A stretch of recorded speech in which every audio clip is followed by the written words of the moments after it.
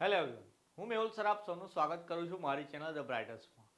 તો આની પહેલાંના વિડીયોની અંદર આપણે ડિપ્લોમા સેમેસ્ટર 1ના મેથેમેટિક્સ વિષયમાં ચેપ્ટર નંબર 2 એટલે કે ટ્રિગ્નોમેટ્રીના એમસીક્યુ જોયા. તો આજના વિડીયોની અંદર ચેપ્ટર નંબર 3ના ઇમ્પોર્ટન્ટ એમસીક્યુ કે આપણું જે વેક્ટર છે ગુજરાતીમાં કહું તો સદિશ છે એના એમસીક્યુ જોઈશું. આની અંદરથી બી આઈ થિંક 3 જ એમસીક્યુ પૂછાય છે અને એકદમ સહેલા એમસીક્યુ કહું તો ચેપ્ટર નંબર 3માંથી આવે છે, બરાબર. તો ચેપ્ટર નંબર 3ની અંદર આપણે દાખલાઓ જોઈ લીધા હતા. ટોટલ 6 ટાઈપના ચલાવ્યા હતા. એમાં પહેલા ટાઈપની અંદર આપણે સરવાળા બાદબાકી જોયા હતા કે જેમાં એનું માન કે દિક કોસાઇન બી આપણે શોધતા હતા, બરાબર.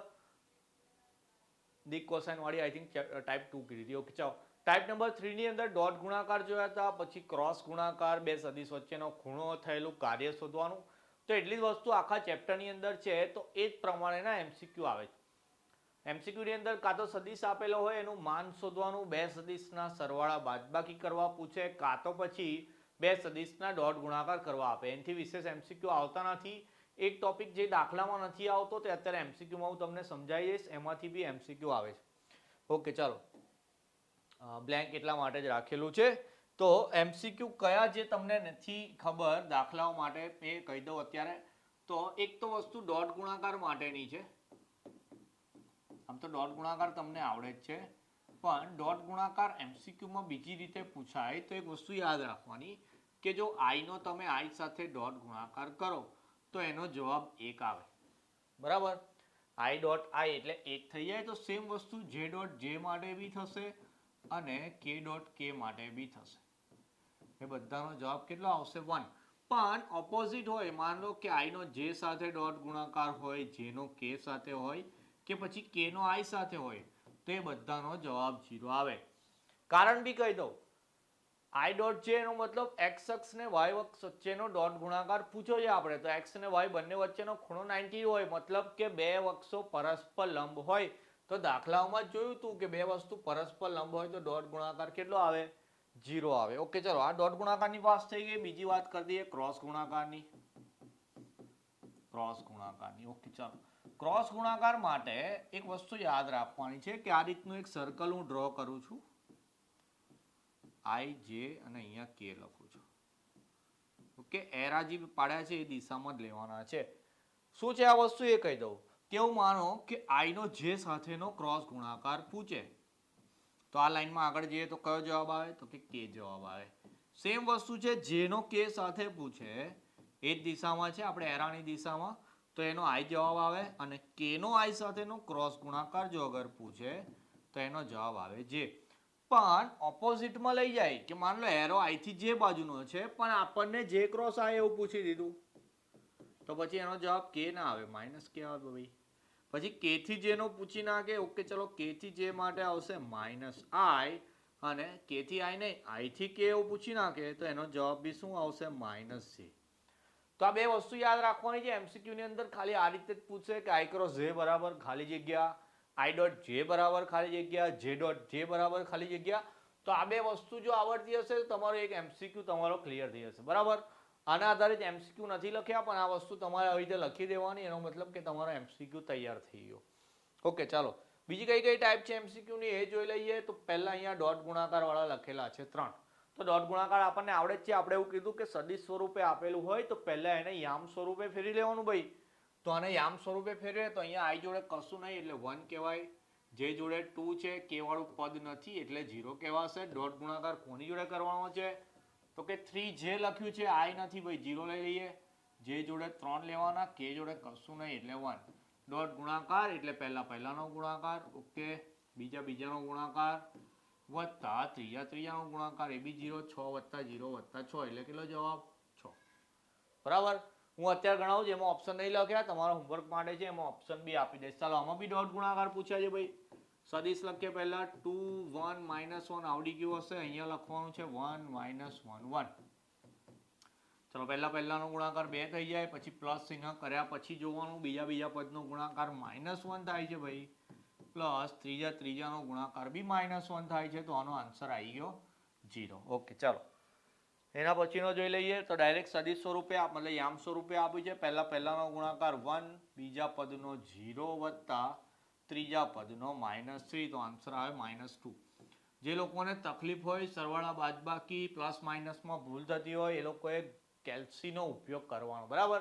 દાખલાઓમાં બી મેં એવું જ કહેવું હતું કે તકલીફ પડતી હોય તો કેલ્સીમાં કરો, શરમ નહીં રાખવાની. 1+1 બી કોઈને તકલીફ પડતી હોય, આમ તો ના પડી જોઈએ, ડિપ્લોમા એન્જિનિયર છો ભાઈ આપણે, પણ જો તકલીફ પડતી હોય તો કેલ્સીમાં એટલું ચેક કરતું રહેવાનું તમારે. ચાલો, એના પછી છે એક માનાંકની અંદર 2i - j + k આપ્યું છે. માનાંક દોરેલો છે એટલે આપણે માન શોધવાનું છે, પણ સદિશ કયો તે નક્કી કરી લઈએ. તો સદિશ છે અહીંયા 2 - 1 ને 1. તો માન કેવી રીતે શોધીએ છીએ ભાઈ આપણે? તો માન એટલે વર્ગમૂળમાં એના ઘટકોના વર્ગોનો સરવાળો.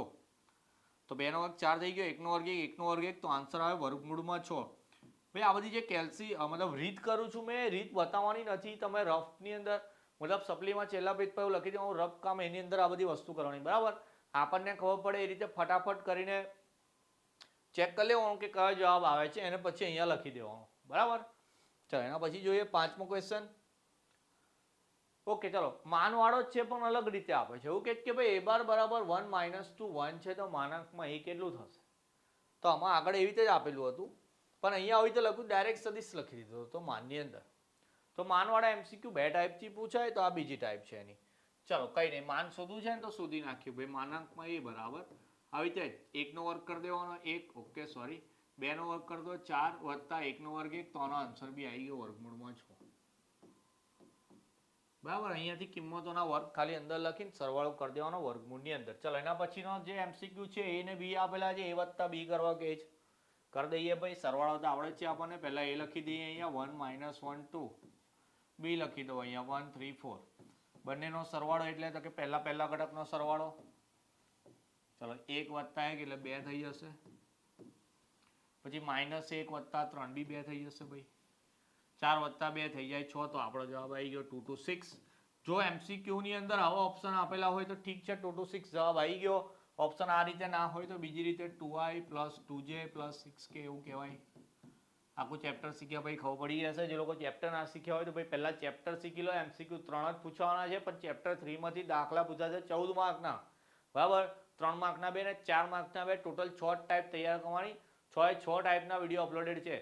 મેથ્સમાં જો પાસ જ થવું હોય તો ચેપ્ટર નંબર 3 તો ખાસ કરવાનું, સ્કોર કરવા માટે તો સારું જ છે, કારણ કે એ લોકોને તો આવડી ગયો હશે ચેપ્ટર નંબર 3. ચલો એના પછી a અને b આપેલા છે, a + twice b કરવાનું, કઈ નહીં કરી નાખીએ. ચલો એ આપેલો છે આપણને 3i જે જોડે માઇનસ છે એટલે -1, k તો છે જ નહીં, 0 લઈ લઈએ. આને બી લખું તો i જોડે 1, j જોડે 3, આમાં બી k નથી, 0 થઈ ગયા. ઓકે, ચાલો પૂછ્યું છે a + 2b, તો a + 2b કરીએ અહીંયા. તો એને એવો ને એવો લખવાનો, 2b એવું કીધું જ કે આને 2 વડે ગુણીને લખી દઈએ, તો 2 6 ને 0. ઓકે, સરવાળો જ કરવો છે. 3 ને 2 5, -1 વત્તા 6 એટલે 5, 0 વત્તા 0 0, તો આનો જવાબ આવી ગયો 5i + 5j. કે નથી તો નહીં લખવાનો, 5i + 5j એનો જવાબ થઈ ગયો, બરાબર. આ રીતે MCQ તૈયાર કરવાના છે. હોમવર્ક માટે બીજા MCQ અહીંયા લખેલા છે. પહેલા જે વસ્તુ તમને ડોટ ગુણાકાર ક્રોસ ગુણાકાર માટે શીખવાડી એના આ 3 MCQ તમારે રેડી છે. અહીંયા જવાબ 0 કે 1 જ આવશે, ખાલી ચેક કરી લેવાનું કયો આવશે જવાબ, બરાબર. ચલો એના પછી ચોથો MCQ છે. માનાંકની અંદર એક સદિશ લખ્યો તો સદિશનું માન શોધી લેવાનું ડાયરેક્ટ. 5માની અંદર a b આપેલા, તો બે વચ્ચેનો ડોટ ગુણાકાર શોધવાનો છે. ચલો એ બી આવડશે તમને. 6ઠ્ઠાની અંદર a ને b આપેલા છે, એ બંને સદિશની બાદબાકી કરવાની. તો મેં જે રીતે તમને સરવાળો કરતા શીખવાડ્યું એવી જ વસ્તુ બાદબાકી કરવાની છે. ચેપ્ટર નંબર 3 ની ટાઈપ 1 શીખી ગયા હશો તો સરવાળા બાદબાકી તો બહુ ઇઝી લાગશે, બરાબર. તો આટલી જ વસ્તુ ચેપ્ટર નંબર 3 ના MCQ ની અંદર આવે છે. તો બહુ જ સહેલા MCQ છે ભાઈ. બોનસમાં 3 માર્ક મળે તો લઈ લેવાના, બરાબર. આ ચેપ્ટરમાંથી 14 માર્કના દાખલા પ્લસ 3 માર્કના MCQ, તો 17 માર્ક તો એક જ ચેપ્ટરમાંથી મળે. જે લોકો કેટી વાળા છે ભાઈ બહુ ટેન્શન છે, તો એક જ ચેપ્ટર તૈયાર કરો, 17 તો થઈ ગયા. બીજા 6 તો હું તમને કહું છું ને, આલેખ તૈયાર કરી દેવાનું. ત્રિકોણમિતિનો પહેલું ચેપ્ટર બી સહેલું છે, એ બી તૈયાર કરી દેવાનું. કાં તો દરેક સેશન જે હું MCQ ના મૂકવાનો છે એટલે MCQ તૈયાર કરી દેવાના, તો બી તમે આરામથી પાસ થઈ જશો, બરાબર. તો મેથ્સનો ડર તો બિલકુલ નહીં રાખવાનો. હું અહીંયા એટલે જ આવે કે ભાઈ મેથ્સની પ્રોબ્લેમ તો હું સોલ્વ જ કરાવી દઈશ, ઓકે. તો ચેપ્ટર નંબર 3 ના બી MCQ થઈ ગયા. હવે ચોથા પાંચમાના MCQ બાકી, એ બી જલ્દીથી અપલોડ કરીશ, બરાબર. ચેનલ પર નવા હોય તો સપોર્ટ કરતા રહો. હું તમારા માટે મહેનત કરું છું. જેટલો સપોર્ટ વધશે એટલી મારી મહેનત વધતી રહેશે, બરાબર. તો મળીએ નેક્સ્ટ વિડીયોમાં. ત્યાં સુધી ધ્યાન રાખશો, બરાબર એક્ઝામની તૈયારી કરજો. જય હિન્દ.